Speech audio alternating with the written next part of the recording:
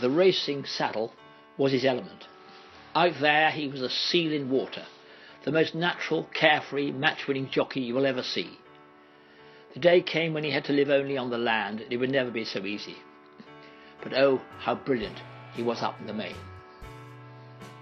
He was just a tiny new apprentice over from Ireland when I first met Pat Eddery at Frenchy Nicholson's schooling field, hard by Cheltenham racetrack, in the autumn of 1967. Sure, he was Jimmy Eddery's son, but already there were gifts beyond genetics in the little mini-man amongst us. It was to take more than 18 months for him to get going. There was never any doubt in Frenchy or anyone else's mind that this was the real thing.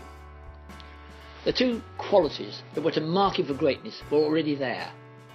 The most beautiful pair of hands ever seen on a jockey, an easy-going attitude that translated into a rock-solid big-race temperament and concealed the determination that first won him his Polyfiller nickname when, as an apprentice, he went to fill all the gaps. The inspirational thing about being around Pat for so many years was that as a jockey, he didn't have a bad word to say about anyone. He didn't need to. He was secure in his own abilities without having to shout anything from the rooftops. Most importantly, he never lost the boyish thrill that a winner could give, however small, however big, however far afield. I was privileged to be with him when he rocketed up the inside to win the Breeders' Cup on Pebbles, when he blitzed Jupiter Island home to beat the Japanese in Tokyo, and when he landed the biggest bet of my life by winning the Arlington Million on Ptolemaeo in 1983. By then he developed his uniquely effective finishing style, so bumping in the saddle unorthodox that the NBC commentator mocked "Ride him cowboy" in the replay. The development of this technique was a source of much frustration to his original mentor and continued amusement to his protege. "He always tells me I ought to look like Jimmy Lindley," said Pat, who had started as orthodox as any other Frenchy Nicholson apprentice, "but I like to give them a bit of oomph. Anyway, it seems to work, doesn't it?" There was no guile in the question. Pat Eddery was anything but Oscar Wilde, but like the great wordsmith, he had nothing to declare but his genius. What he did on the racetrack and how he handled himself around it illuminated so many of our lives that there was a real pain to discover how difficult things were becoming for him away from the rails. A top jockey's life will always have something of the portrait of Dorian Gray about it. Whilst he is riding, he is ever young. When he finally dismounts, there's a very old picture to come out of the cupboard. When McCoy gave up in April, there was nearly as much worry about how he would cope psychologically as there was relief that he got out in one piece. When Pat had hung up his boots in 2003, everyone just blithely waved him on his way. Events turned out unhappily, and hard though we are hit by the sorrow, it's best not to linger of what we've lost, but to rejoice in what he gave. And they're on their way, and the 1975 Derby appeared to be between just two runners, Alec Head's French 2000 guineas and Prix Lupin winner Green Dancer, who was made the short price favourite, and from Peter Walwyn's stable, the Irish 2000 guineas winner Grundy. Or could the Maurice Zilber train fill in a biliary, upset the pair?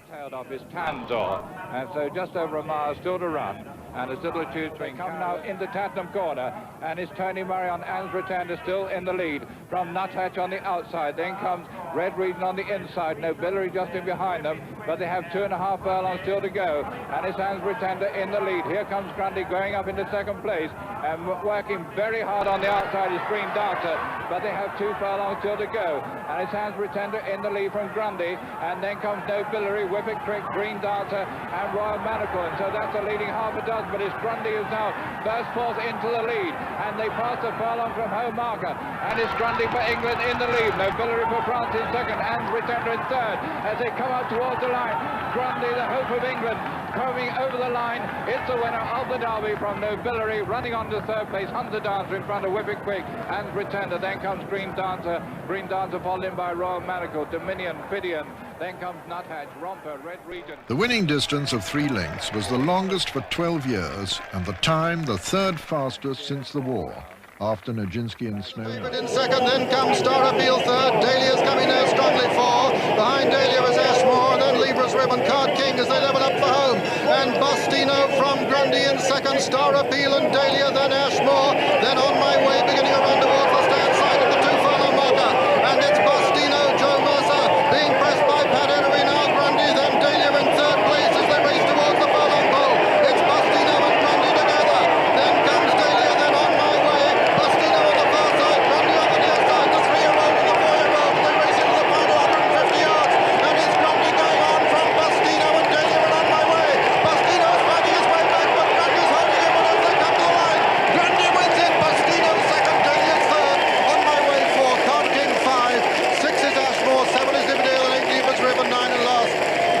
last because the pacemakers are outpaced to Star Appeal, and then a long way back came Kinglet and High Stewart trailing, and so Grundy has done it. Grundy has established the all-time record for an English-trained racehorse. He's won over £312,000, and the result of the 1975 King George VI and Queen Elizabeth Diamond Stakes is first number 10, Grundy, owned by Dr. Carlo Vittadini, trained by Peter Warwin and ridden by Pat Eddery.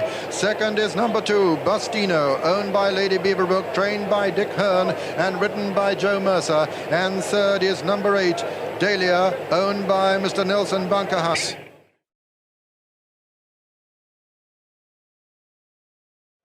Then a Catananga, then Shadari, followed by Shahrastani, then Bearing making well on the very wide outside, and Dancing Brave on the extreme right of the picture. Pedigree asking for everything, a furlong and a half to go, and it's Shadari now who strikes the front, Darara with the noseband, Bearing on the very wide outside with a white face Shahrastani, but here comes Dancing Brave, powering down the centre of the track, and it's Dancing Brave now who's come to take up the running.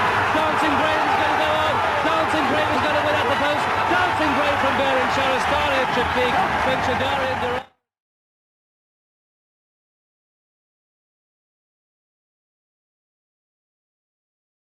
Pebbles still needs racing room. She's just 3 lengths off the lead. Then it's Theatrical and Lashkari as the field turns for home.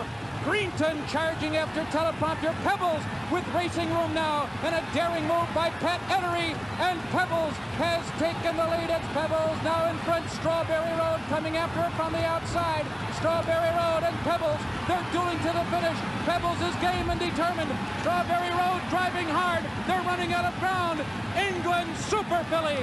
Pebbles has won it.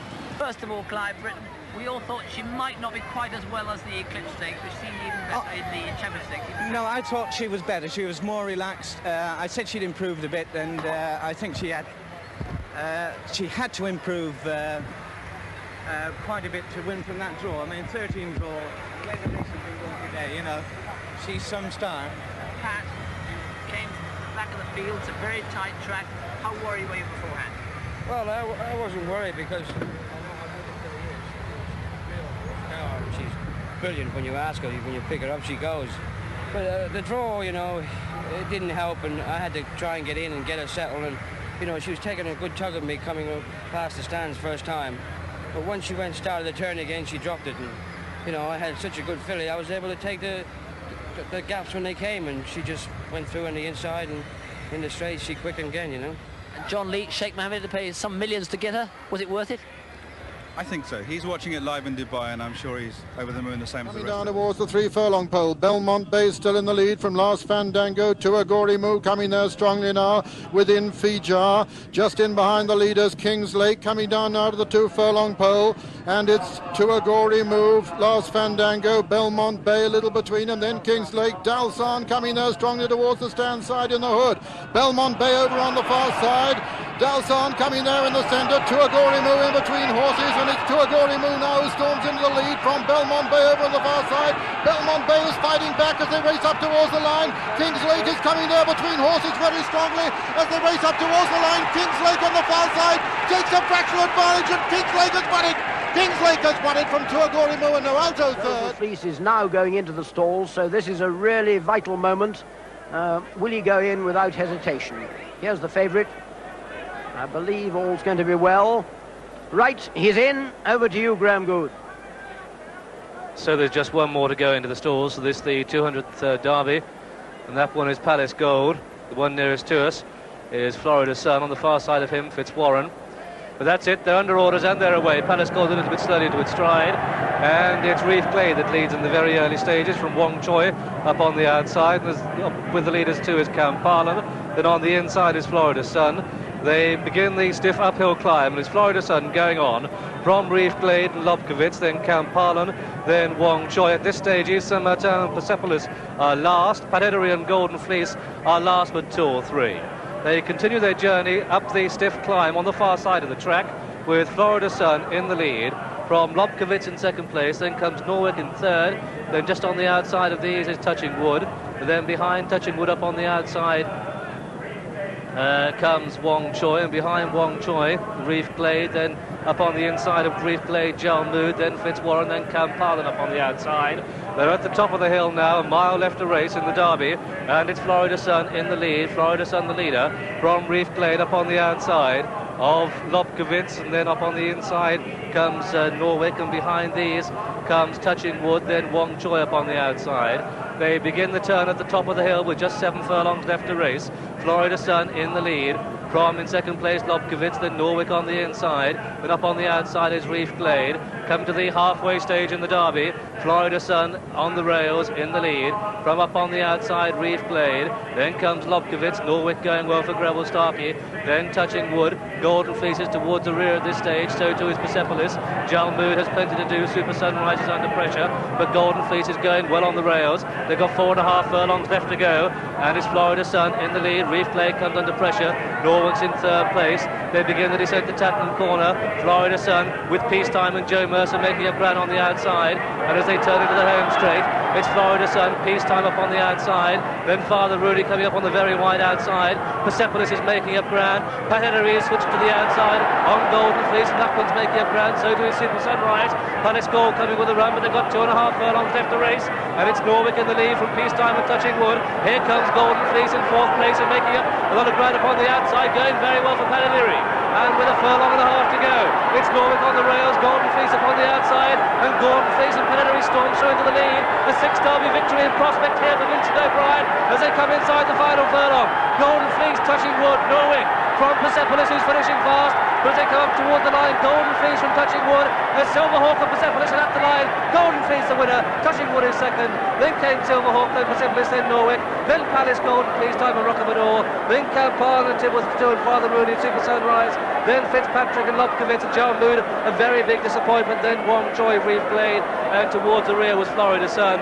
And so the result of this, the 203rd Derby, is a win for number 5, Golden Fleece, owned by Mr. Robert Sangster, trained by Vincent O'Brien, ridden by Pat Eddery. What a marvellous triumph for Pat this.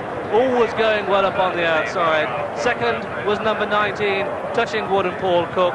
And officially, it's a photograph for third place between Silverhawk and Persepolis. Well, there is Pat Eddery on the 203rd winner of the Derby Stakes. This is Pat's second victory in the Derby. He won, of course, on Grundy, but no horse could give him more pleasure than Golden Fleece, who maintains his unbeaten record, getting a handshake there from Brian Rouse, getting a handshake from Paul Cook, and cantering back. Dancing Brave with a terrific touch of class.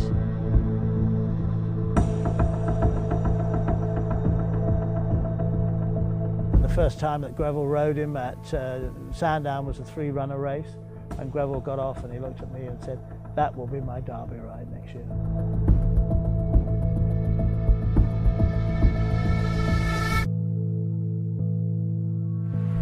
Sharastani is to go. In the Derby, we decided we wanted to be very handy. We knew we would get the trip well, and Dancing Brave would be held up, and our position was to go forward and to get first run on him. All 9 for the King George VI and Queen Elizabeth Diamond Stakes. Well, I mean, it was a really unfortunate Derby in the fact that the race concertinaed up, and around the 8th furlong they slowed the race up.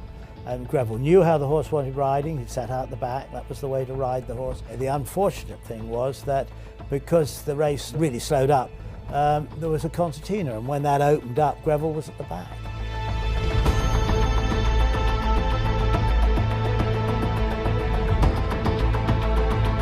It's a great thrill for me to win the race, but I felt sorry for Greville. So I suppose the narrative in the lead up to the King George was the rematch with Sharastani. He'd gone to win the Irish Derby, you'd gone on to win the Eclipse. How could you approach the race with real confidence? Because I had the best horse. I think it was a hugely important race, and it still is, as it is now, a hugely important part of the calendar. All the best horses from all over Europe come, and of course the Eclipse is the first race really where the 3-year-olds take on the older horses, then it's the King George, and then it's the Arc. Yes, it's a mid-season target, usually when the generations meet for the first time. It's a great race to win. It's just super to have the material you know, allows you to win. Doesn't matter what age they are. They're under starters' orders, and they're running. And you watch the race now, it's quite an unusual spectacle with all the pace-making scenario that was going on. The fact that it was a good gallop would suit him because he wanted riding from behind. And making ground all the time on the inside, Pat Eddery on Dancing Brave. One from last is Petoskey, last is Triptych, but they're beginning to bunch now as Diastan takes it up. I was really confident that he would turn the tables on Shahrastani. Here comes Dancing Brave, unleashing a run towards the stand side. I just asked him that little couple of strides and he came on the bridle very quick. And I felt, cool, I'm going to win here. And then I pulled him out and he came there so easy. I just felt probably I got there too early. He got to the front and took it easy, and then he saw the horse from the corner of his eye a second, and he went again. He looked the winner a long way out. Shadari finished really strongly. Shahrastani was beaten turning in. He was just too good. Too good. Dancing Brave avenges that Epsom defeat in fantastic style. You've got to put him with the best. He's a really tough horse. I think I thought that possibly we would have another one like that. I always thought another one would come along. It didn't.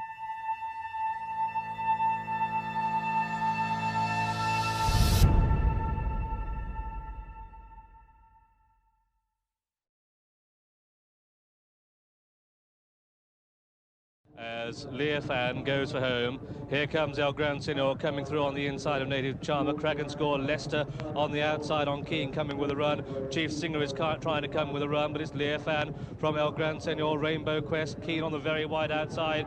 Chief Singer going very easily indeed, coming through next to the rails. The 4-horse race is developing into a 5-horse race as Leofan is joined on the rails by Chief Singer on the outside by El Gran Senor. Keane is beaten, Rainbow Quest is beaten, they've got a furlong to go. It's El Gran Senor and Chief Singer. The race developing into a match between these two. El Gran Senor from Chief Singer. El Gran Senor lengthening his stride, coming away from Chief Singer. El Gran Senor's going to win it. El Gran Senor clear up the line. El Gran Senor is the winner. Chief Singer is second. Leofan third. Rainbow Quest 4. Keane 5. Bountiful 6. Cragen Call 7. King's Island 8th. Last is Native Charmer. And so Pat Eddery has had time in the final. Stream left now is Zaphonic. And they've got 2.5 furlongs to go. Nominator Baratheer. Zaphonic on the left. He's absolutely pulling double. They've got just a furlong and a half to go. And Zaphonic now into the office.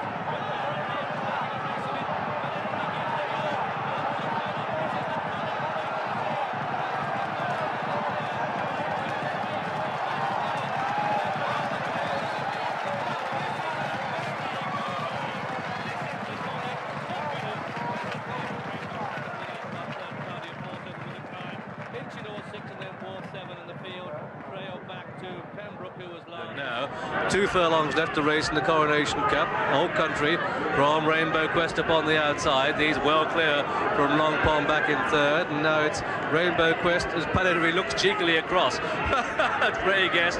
They must be having a chat. Look at Pat looking across there. Half a furlong to go. Rainbow Quest cruising away from Old Country, who's a dual classic winner, don't forget. This is class telling. Wowee, what a winner. Up towards the post. Rainbow Quest the winner. Old Country second. Long Pond third. 100% of our profits go back into racing. And looked as if he got that trip well. Warning will be just about the last in. Here's Peter O'Sullivan. Yes, a mile up the straight. This opening race of the 1989 Royal Meeting is underway. They're running, and towards the right of the picture, Hilton Brown goes straight into the lead, the winning most horse in the race, winner of 8 races. He's run in 63, whereas the others have run in 54 races between them. And Hilton Brown taking him along at a real good clip from Always Valiant. Reprimand right up with the pace, and it's Hilton Brown from Reprimand and Always Valiant as they race now past the 5 furlong marker. Hilton Brown and Tony Clark from Steve Cawthon on Reprimand, Always Valiant on the outside, Sweet Chesney in the white cap, Bocas Rose the only filly on the near side, and the 2 back markers are the odds-on favourite Warning and French Stress, the French challenger, with Hilton Brown still taking him along at a real good pace from Reprimand going smoothly in second, Sweet Chesney towards the outside of Bocas Rose as Always Valiant loses ground, and Pat Eddery beginning to make ground now towards the the outside, the left of the picture as they come down towards the 2 furlong marker on Warning. But it's Reprimand who's taken it up now from Warning. French Tress trying to produce a challenge. Reprimand's under pressure and Warning coming there strongly towards his outside as they come down towards the furlong pole. It's Warning now, goes to the front from Reprimand in second, Sweet Chesney third, French Tress 4. Pat Eddery going to score number 1 of the meeting now as he strides up towards the line, and Warning wins the Queen Anne Stakes in great style from Reprimand second,